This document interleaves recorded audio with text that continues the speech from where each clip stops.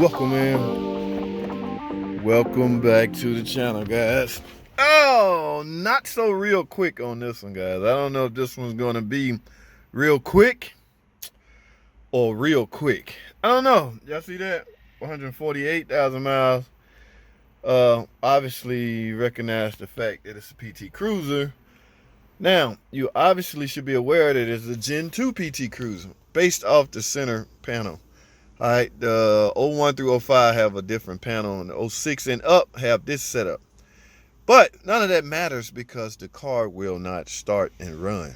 Why? I don't know, but that's what I'm here to find out, okay? And I decided to take you guys on the ride with me. All right, so what do you need first, man? I see this in a lot of videos, so all right, let me do this. All right, so let's get right to it. All right, guys, you're gonna need this to attempt cranking and starting. So let's verify the situation. Whoa. Ooh, guys, that's spinning over way too fast. Some would quickly jump and say timing belt. But y'all know me, I'm not a guesstimator.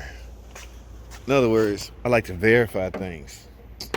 Now, it do sound like it has no compression. It also has no hood prop. So how in the hell are we supposed to hold the hood up? I have to go get another piece. Guys, let's talk real quick.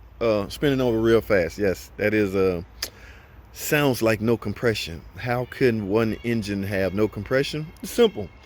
The relationship between the crankshaft and the camshaft has been disrupted, okay, has been eliminated.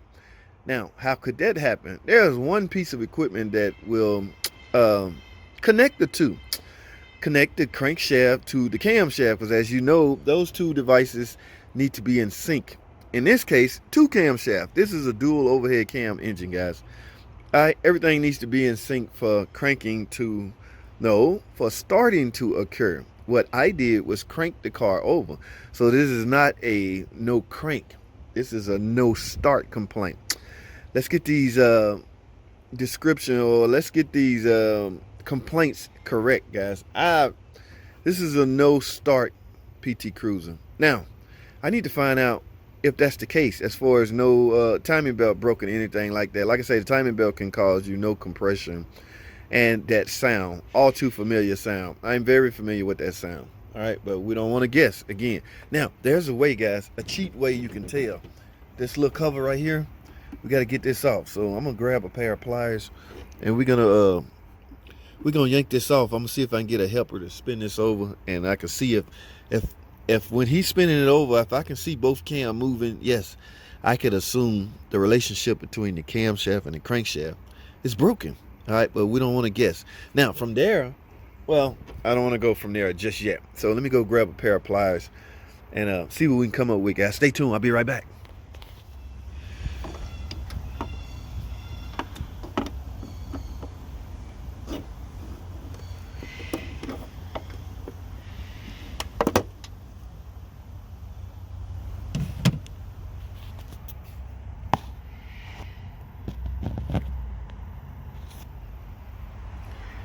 All right, guys, we back. I got me a helper, so he gonna turn this thing over while I take a peek down here. So I'm gonna put the camera right here, and we're gonna take a look, see if these cams turning. Go ahead.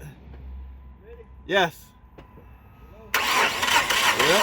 Y'all see that? It's spinning over. All right, appreciate it.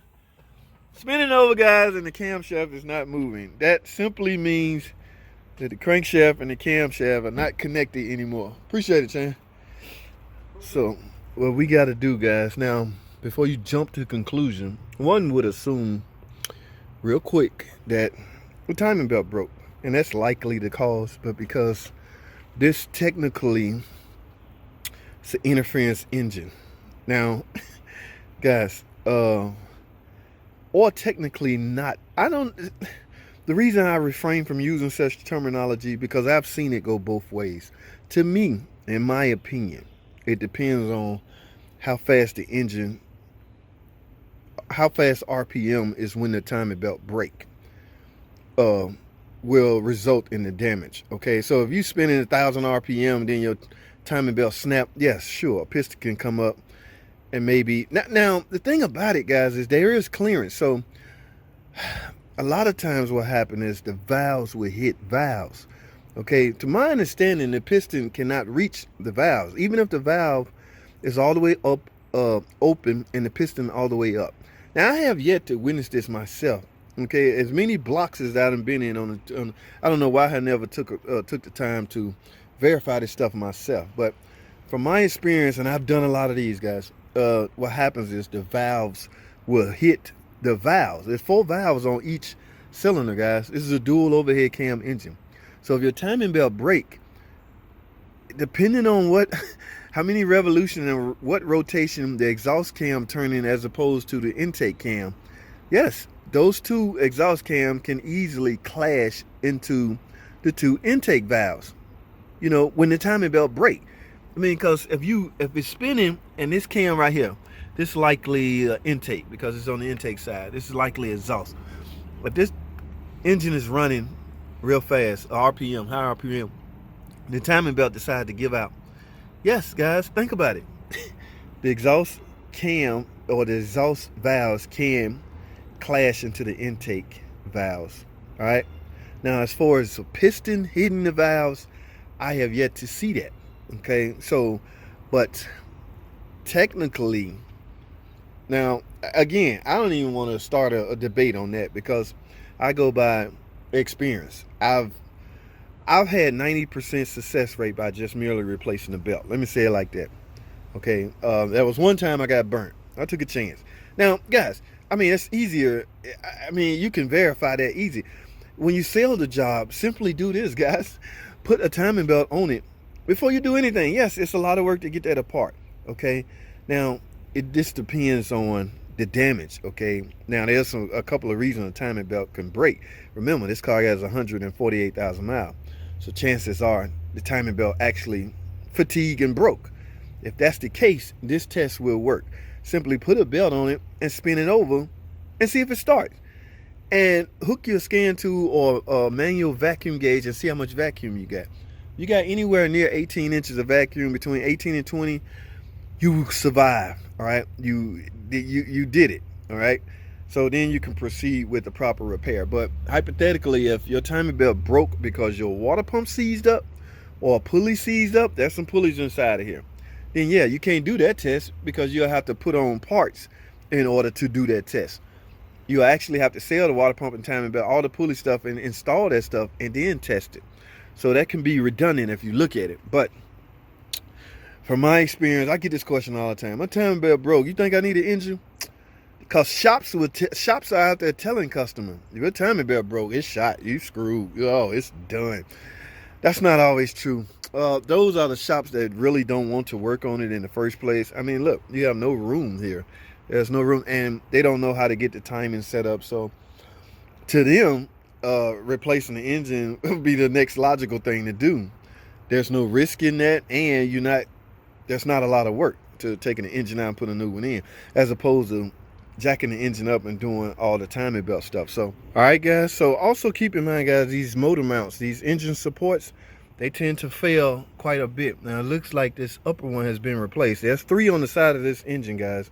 An upper mount, a lower mount, and a center mount. I can visually see that this upper mount and feel that it looks like it's just been replaced.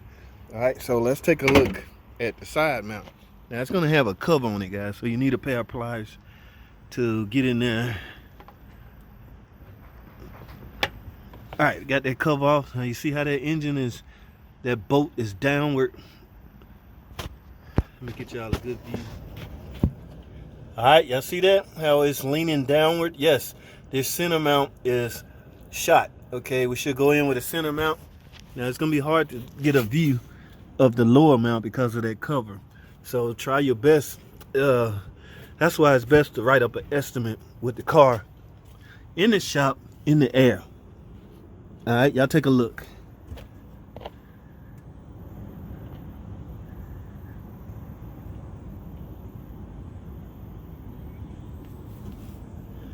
All right, so I'm gonna take a look at this footage and base. I couldn't see, I just took y'all up a visual for me. I have y'all as eyes.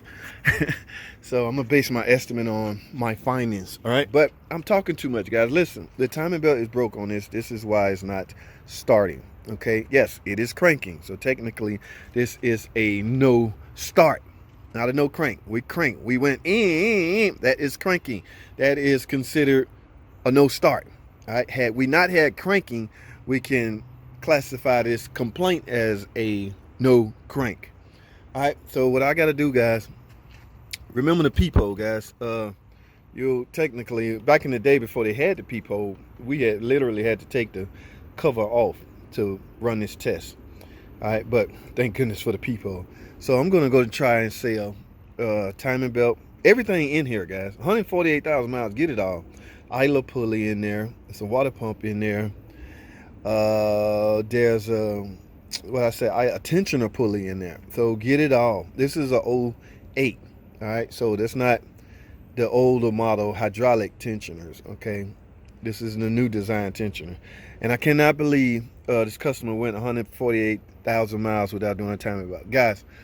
I've dropped my recommendations down to 80,000 miles. All right, 80,000 miles. In fact, watch this video right here. You can see why I dropped it to 80. Yes, I've had one fail at 80. All right, so that's all I got, man. If they sell this job, man, I got tons of video on timing belts. So, but if they sell it, we'll fire the camera back up, guys. That's all I got right now. Thanks for watching. Comment, subscribe. Now see y'all on the next video.